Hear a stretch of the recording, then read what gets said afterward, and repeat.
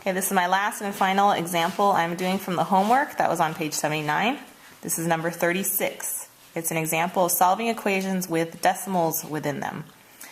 Now, if you can just solve it with the decimal without changing it or without clearing it, you'll be fine. You just do all the same steps. Okay, but I am going to show you how to clear the decimals first in case you don't like working with decimals. So I have to look at my decimal places, and my largest decimal place will tell me what I need to multiply it by. So my largest, they both have 2 decimal places. This is tenths, hundredths. Tenths, hundredths place. That means I'm multiplying it by 100 to clear the decimals. Okay, so I'm going to multiply everything times 100. When I multiply this by 100, it means I move the decimal place over twice. My decimal's here after the 5, I'm going to move it twice. Move this twice. So I really have 2,524 equals 500y plus 389. Once I get this, I don't have any decimal places I need to worry about, like lining it up or now trying to divide with a decimal. It's all whole numbers now. So I'm going to solve this by doing inverses. So I have this 500 times y plus 389. So this is what I start with by doing my inverse, which is subtracting 389 from both sides. This zeros or cancels out. I have positive 389, negative 389, that's gone. All I have left on this side of the equation is 500y. And now I need to subtract, which it looks like I have to borrow here. So 14 minus 9 gives me the 5. I have to borrow again here. I have 11 minus 8, which is 3. 4 minus 3, I don't need to borrow there. I have a 1 and my 2. Now I'm going to divide both sides by 500 now, because I have 500 times y, and I'm going to do the inverse.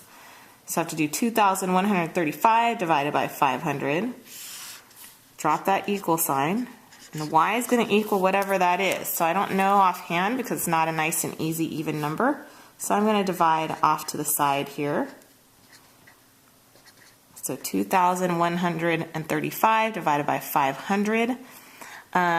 It looks like I'm going to have to do 4, because 5 times 4 is 20. That I have 2 more zeros, that's me 2,000. When I subtract, I get 135.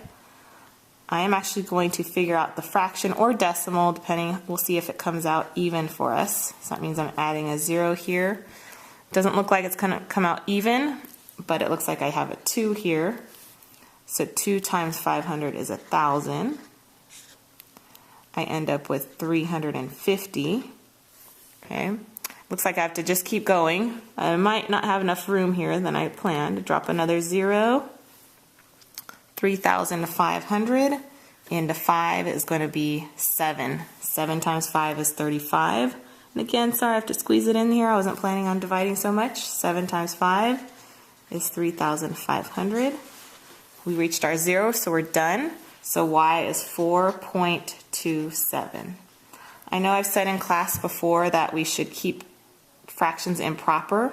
If we start with decimals in the equation, probably your answer is going to be a decimal, but be aware you should know how to change that back into a fraction, just in case a test has it as a fraction. Then you need to plug this back in and do a check. I'm not going to go that far because I've shown you several different checks, but if I were to check this, you would plug this back into the y and do 5 times 4.27. Add that to 3.89 and see if you get 25.24. If you need any additional help, please see me after school or at lunch or recess. Thank you.